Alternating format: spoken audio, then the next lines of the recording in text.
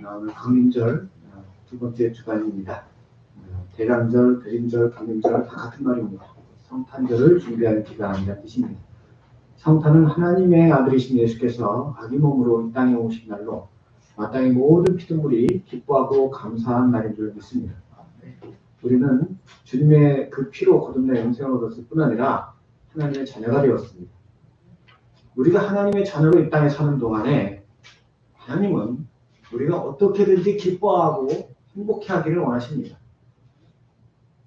자기 자녀가, 내 아들이, 내 딸이 불행해하며 사는 걸 기뻐하는 사람이 없어요. 어떤 부모도 그걸 원하지 않을 겁니다. 하물며 전능하신 하나님께서 우리를 자녀 삼으셨다면 우리가 행복해하고 기뻐하고 즐거워하기를 바라시는 게 마땅한 것입니다. 그래서 바로 예수님을 보내신 것입니다. 예수님을 통해서 참된 기쁨을 누려봐라. 예수님을 통해서 참된 만족을 한번 누려봐라. 그것이 바로 예수님이 이 땅에 오신 목적 중에 하나인 것입니다. 그런데 우리가 예수님을 통해서 참된 기쁨을 누리기 위해서는 이 회개가 꼭 필수입니다. 회개하지 않으면 이분이 오신 이유가 상관이 없어요, 나하고. 회개라는 것은 단순히 우리가 무슨 죄를 지었는데 잘못했습니다 라고 반성하는 게 아닙니다. 진정한 회개는 우리가 예수님을 몰랐을 때 살았던 방식에서 돌이켜서 이제는 새롭게 된 성도로서 마땅한 삶을 사는 것을 말합니다. 삶의 방식이 바뀌어지는 걸 말해요. 오늘 본문에서 너희는 유혹의 욕심을 따라 썩어져가는 구습을 따르는 옛사람을 벗어버리고 오직 너희의 심령이 새롭게 되어 하나님을 따라 의와 진리의 거룩함으로 지으심을 받은 새 사람을 입으라고 하셨습니다. 한마디로 하자면 참된 회개는 주님만을 의지하고 사는 것입니다. 우리가 주님만을 의지하고 살아갈 때 무엇이 달라지고 또 어떻게 기뻐지겠습니까? 무엇보다도 이전에 장애였던 것들, 이전에 나를 힘들게 했던 것들을 극복할 수가 있게 돼요. 이게 기쁨이 되는 요인입니다. 우리는 약한 존재이기 때문에, 인간 전체가 그래요. 사람이 다 약한 존재이기 때문에 이 땅을 살아가는 동안에는 끊임없이 뭔가를 의지하려고 해요. 도구를 의지하기도 하고 자신의 지식과 경험을 의지하기도 하고 또 다른 사람을 의지하기도 하고 이렇게 의지합니다. 그런데 내가 의지하는 그것들도 한계가 있어요. 그래서 내가 의지하는 것 갖고는 극복할 수 없는 문제가 너무 많아요. 내가 도구가 있다고 해서 이 도구로 토끼는 때려잡고 여우는 때려잡아도 천지주변을 막을 수는 없잖아요. 내가 지혜와 경험이 있어서 풍부해서 겨울도 나고 또 장마철도 잘 지내고 이렇게 할 수 있다고 해도 전염병을 막을 수는 없고요. 또 기근도 막을 수는 없어요.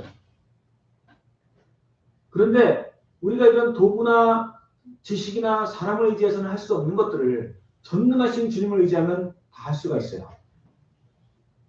왜냐하면 주님은 죽음도 이기신 분이시기 때문입니다.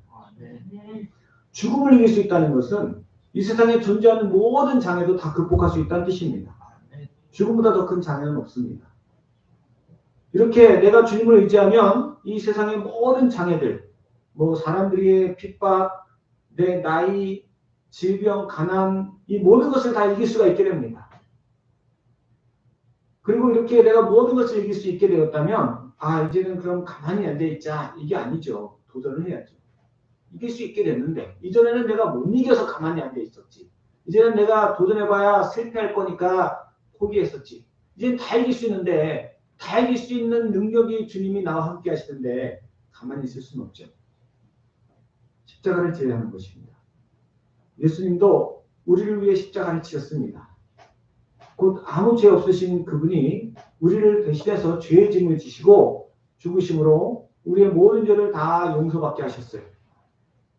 그리고 예수님은 우리에게도 각자의 십자가를 지라 하십니다.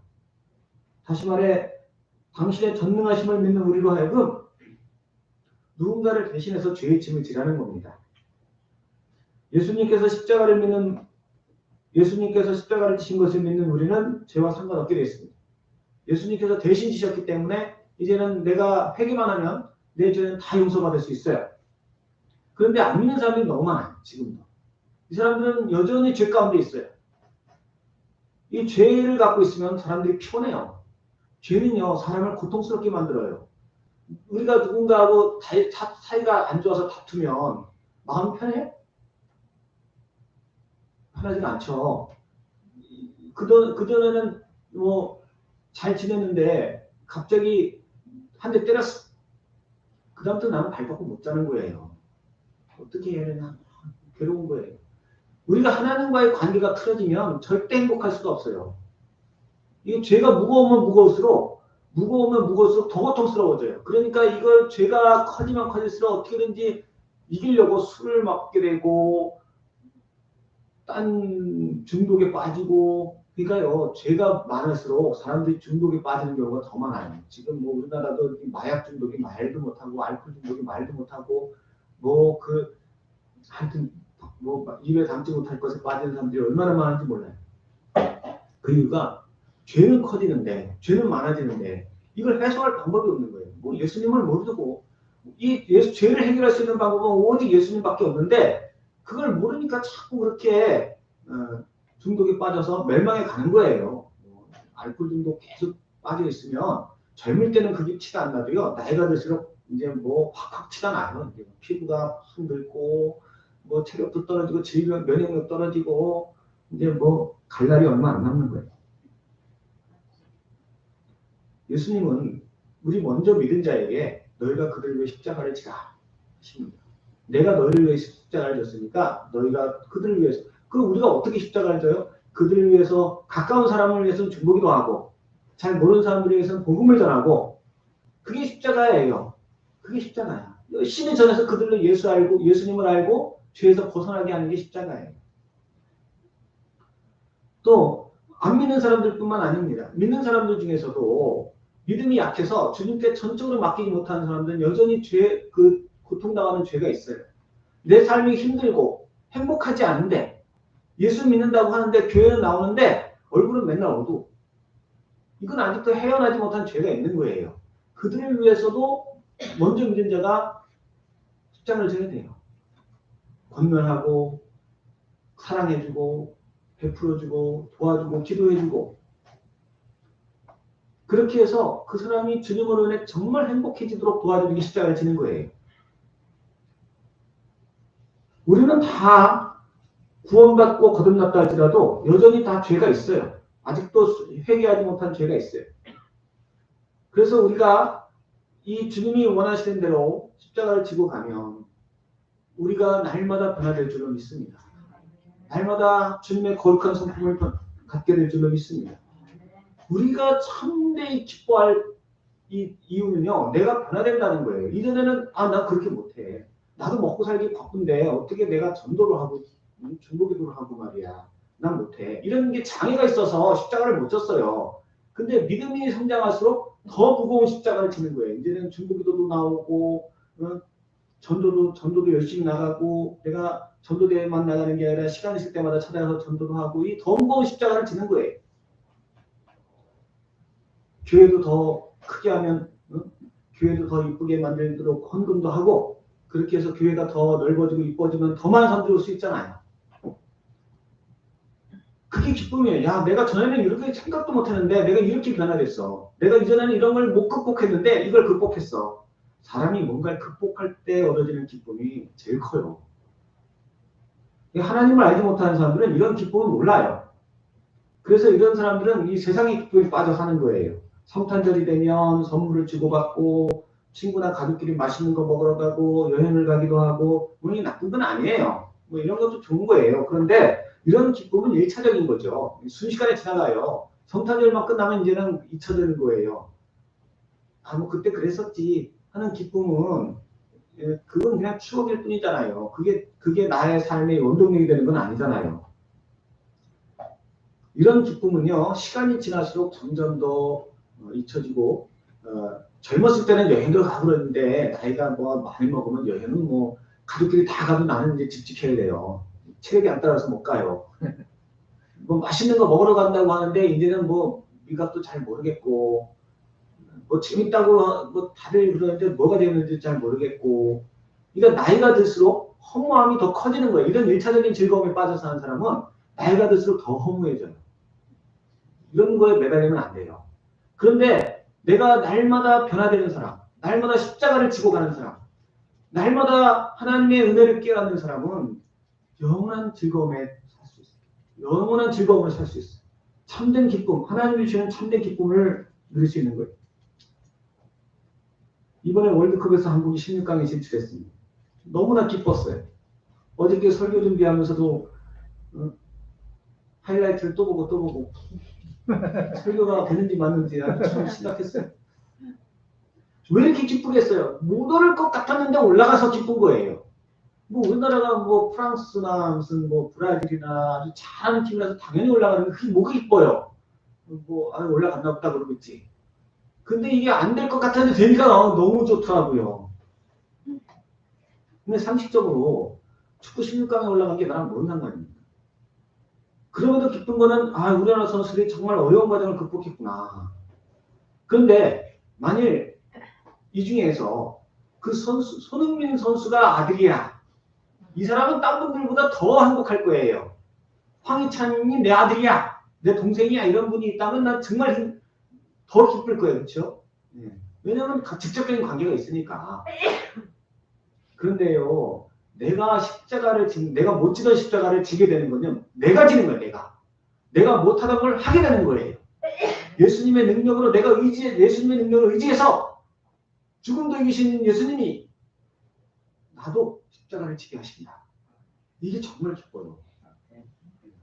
이게 믿음이 성장할 때 나는 전에 전도를 못했는데 내가 전도를 하게 됐어.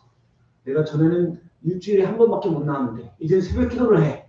내가 전에는 헌금을 못했는데 이제 11조를 해. 이게요 얼마나 기쁜 건지 몰라요. 우리의 믿음이 성장할수록 우리 안에 주님이 주시는 참된 기쁨이 넘치게 되는 것입니다. 올해도 우리가 이제 올해 우리가 행복한 사람들의 축제를 했습니다. 내년에도 하려고 해요. 그래서 이번에 세미나를 다녀왔어요. 이제 빠진 게 없나, 뭐 보완할 것은 없나, 뭐 새로운 것은 있나 이렇게 들어갔는데 세미나를 총괄해서 들으면서 제가 제 마음에 느낀 거는 내가 그걸 어떻게 했지? 그걸 어떻게 했을까? 저걸 어떻게 했느냐? 하는 그런 생각과 함께 저걸 또 해야 돼? 하는 생각이 들었어요. 인간적인 생각으로는 도저히 못할 것 같고 저건 안 해도 되지 않나? 뭐 이런 생각도 드는 거예요. 이게 사단이 속삭이는 거죠. 만약에 그 유혹에 넘어가면 저는 그냥 주저앉아 있을 것이고 몸은 편할지 몰라도 하나도 안 변할 거예요. 십자가를 질 수가 없어요. 약할 때 하나님 나 이거 못하는데 도와주세요. 매달릴 때 하나님의 기적이 일어나는 겁니다. 올해 그렇게 하나님이 이끌어 주셨어요. 그럴 때 또 내 약한 부분도 뜯어 고칠 수 있는 거예요. 내가 변화될 수 있는 거예요. 그러면 기쁨도 맛볼 수가 있는 것입니다. 저만 그런 게 아닌 줄 믿습니다. 우리 성도님들도 마찬가지입니다. 내 약함을 생각하고 내 약함만 생각하고 목사님이 아무리 그래도 나는 안 될 거야. 나는 이 자리에 그대로 있을 거야. 하면 변화될 수가 없어요. 이 주님 안에서의 참된 기쁨이 없어요. 아기 예수가 왜 오셨어요? 죽음도 이기신 그분이 나와 함께하자 내가 다 극복하게 해줄게. 다 필요 없어요. 난 가만히 있을래요. 시간이 가면 갈수록 내 마음은 점점 공허해지고 세상 즐거움도 한계가 있지.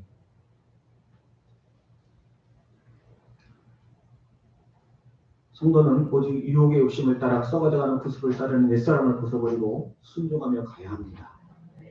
진정한 회개는 이처럼 이전에 내 생각에 사로잡혀 순종치 못하던 것을 주님을 이제 담대히 순종할 때 나타나는 것입니다. 우리 모든 성도님께서 아기의 몸으로 오신 그 예수께서 죽음도 이기셨음을 믿고 그분을 의지하여서 내 속에 있는 모든 구습과 썩어져가는 욕심을 다 벗어버릴 수 있는, 극복할 수 있는 성도님 되시기 바랍니다. 그를 통해서 정말 무거운 십자가를 내가 이런 십자가를 졌군요. 하나님 감사합니다. 기뻐할 수 있는 그리스도인들이 다 되시기를 주의 이름으로 축원합니다. 주님이 안 보이시면 목사님 저만 따라오세요. 제가 하자는 대로만 하면 다 변화됩니다. 대답이 없으시네. 할렐루야. 저도 변화됐기 때문에 우리 성도들도 변화될 줄로 믿습니다. 두 번째로 이와 같은 회개를 통해서 우리가 기뻐하는 것은 하나님이 함께 하심을 깨닫게 됨으로 누리는 기쁨입니다. 우리가 뭐 세상에서도 도전한다고 다 이루어지는 건 아니에요. 세상에서는 그래요. 오히려 실패하고 무너져 버리는 경우가 더 많아요. 월드컵 얘기를 드렸지만 월드컵 본선에 나가는 팀은 전 세계에서 32개 팀밖에 없어요. 훨씬 많은 팀들이 예선에서 탈락의 고배를 마십니다. 그 선수 하나하나가 정말 온 힘을 다해 준비하고 훈련했을 거예요. 그럼에도 기량이 부족하고 감독의 눈에 차지 못해 선수로 뽑히지 않는 사람도 있고 또 탈락하는 팀도 있고 그래요. 운동 경기도 그렇다면 다른 분야는 더 말할 것도 없습니다. 자신의 목표를 위해서 도전하는 사람들이 얼마나 많습니까? 그 사람 한 사람 한 사람이 정말 우리가 상상하는 것 이상으로 눈물을 쏟아내고 땀을 흘리며 살아요. 그러나 그 중에서 원하는 목표에 이르는 사람은 소수 손에 꼽을 만큼 적어요. 그러니까 성공한 사람들은 다 우리가 야 김재혁 선수가 금메달을 땄대. 손흥민이가 이번에 골을 넣었대. 성공한 사람들을 우리가 얘기하는 이유가 뭐예요? 많지가 않으니까 이게 얘기거리가 되는 거예요. 뭐 다 성공하면 그 재미가 있어요? 얘기거리가 안 돼요, 그건. 뭐 누구도 성공하고 그러면 실패한 사람이 얘기거리지. 뭐든지 이렇게 희소한 게 얘기거리가 되는 거예요. 그런데 세상에서도 성공한 사람들, 누가 창업을 해갖고 성공했대, 누가 뭐 이번에 잘 됐대, 그런 건요, 다 똑같이 노력하고 애를 쓰지만 잘 되는 사람은 많지 않다는 뜻이에요. 세상에서는 그래요. 그런데 왜 안 될까요? 왜 실패할까요? 나름 그렇게 열심히 노력했는데 왜 안 될까요? 가장 큰 이유는 그 사람을 가르쳐주고 이끌어줄 수 있는 사람이 없다는 겁니다. 좋은 스승을 만나지 못했다는 겁니다. 아무리 재능이 탁월해도요. 좋은 스승 만나지 못하면 실패합니다. 먼저 성공해본 사람이 옆에서 격려해주고 가르쳐주고 이끌어주고 그럴 때 성공하는 거예요. 우리나라가 2002년에 월드컵에서 4강까지 올라갔습니다. 그 차이가 그전에는 16강 그냥 본선도 나가기 힘들었어. 근데 갑자기 4강에 올라갔어. 뭔 차이가 있네. 선수도 다 똑같아. 감독이 바뀌었어요.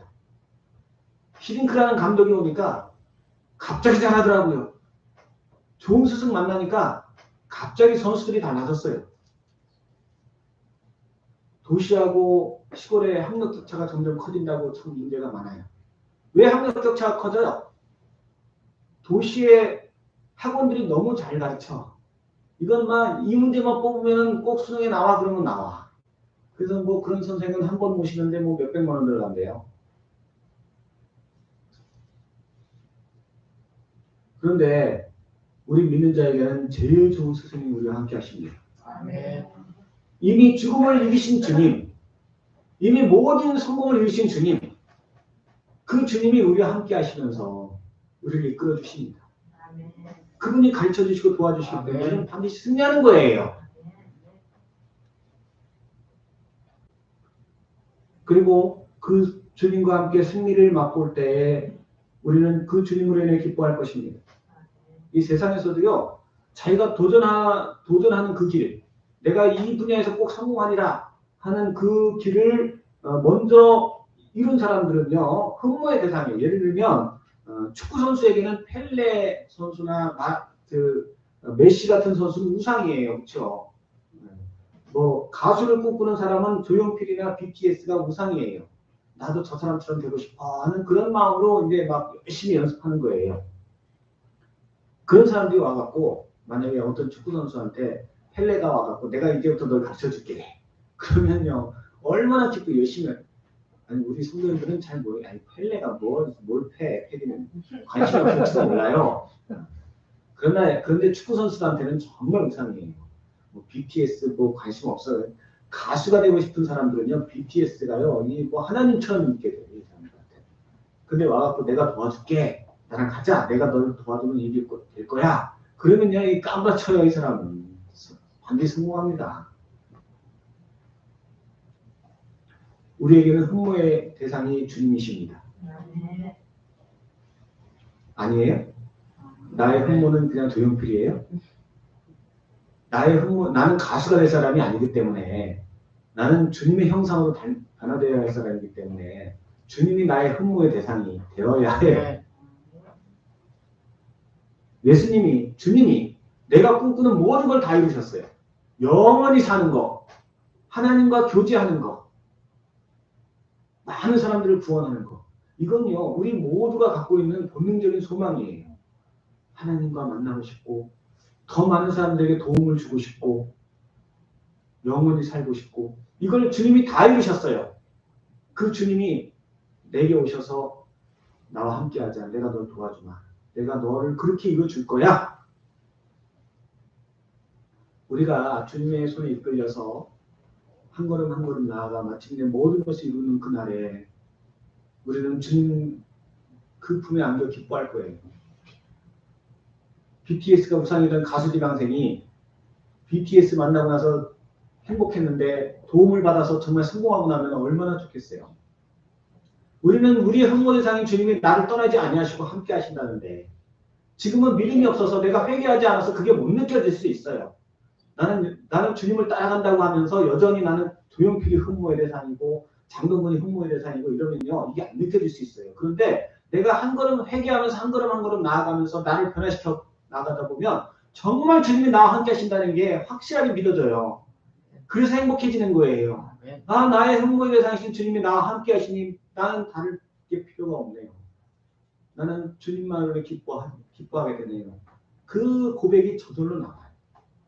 이 기쁨은 다른 어떤 것도 줄 수 없는 기쁨이에요. 우리 모든 성도님께서 날마다 회개하심으로 이 사실을 깊이 깨닫는 은혜가 있으시기 바랍니다. 아멘. 주님이 나와 함께 하신다는 사실을 분명히 깨달아서 이 순간에도 나를 도우셨군요. 이 순간에 내게 응답하셨군요. 이 순간에 나의 마음을 위로하시는군요. 이게 깨달아지고 느껴져서 정말 행복해 하시는 아기 예수로 인해 기뻐하시는 우리 성도님들 되시기를 주의 이름으로 축원합니다. 아멘. 세 번째로 우리가 회개를 통해 결실을 맺게 됨으로 기뻐합니다. 하나님은 반드시 약속을 이루시고 우리가 지는 십자가의 결실을 맺게 하시는 분이시니 세상의 모든 결실을 맺게 하시는 분이 하나님이시기 때문입니다. 이 고난을 겪으면요 반드시 열매가 맺어요. 물이 높은 곳에서 낮은 곳으로 떨어지면 물 입장에서 고통스럽겠죠. 물이 무슨 고통스러워? 아니 높은 데서 낮은 데 떨어지잖아요. 어쨌든 물이 이게 느낀다고 하면 아플 수 있어요. 그런데 그래서 전기가 생기잖아요. 진주족의 연약한 살에다가 상처를 내면요 그게 오랜 시간에 걸쳐서 진주가 만들어진대요. 고난에는 값이 있는 거예요. 마찬가지로 성도가 십자가를 지게 되면 반드시 하나님은 그의 열매를 주십니다. 열매가 생기는 이유는 내가 고난을 겪기 때문이 아니고 예수님이 함께 하시기 때문이에요. 예수님이 함께 하시지 않으면 열매는 안 맺혀요. 아무리 고난을 겪어도 열매가 없어요. 물이 높은 곳에서 낮은 곳으로 아무리 떨어져도 터빈이 없으면 전기 안 생겨요. 진주족이 아니고 생조개를 갖다가 어떻게 한다고 해서 진주 안 생깁니다. 예수님이 함께 하시는 곳에만 진주가 생겨요. 열매가 생기는 거예요. 우리가 의지가 강해서 내가 이걸 위해 살지 막 고난을 겪어봐야 주님의 말씀대로 안 살면 열매는 없어요. 우리 주의 말씀을 따라 고난을 겪을 때 열매가 있어요. 우리보다 얼마나 더 힘들게 산 사람들이 많아요. 그런데 말씀대로 안 산 사람들은 다 먼지처럼 사라지고 헛된 고생한 거예요 그냥. 예수님께서 요한복음 15장 5절에 나는 포도나무여 너희는 가지라. 그가 내 안에 내가 그 안에 거하면 사람이 열매를 많이 맺나니 나를 떠나서는 너희가 아무것도 할 수 없음이라고 하셨어요. 이러한 열매는 이 땅에서뿐 아니라 천국에까지 유효한 것입니다. 아브라함이 75세 나이에 고향을 떠나서 얼마나 고통스럽게 살았어요. 근데 그게 하나님 말씀에 따라간 거잖아요. 그 덕분에 한 사람이 이스라엘이라는 나라가 생겼어요. 한 사람으로 인해서 이스라엘 민족이 생겼어요. 민족이. 나라가. 예수님이 십자가의 고난을 졌기 때문에 우리가 다 생명을 얻었어요.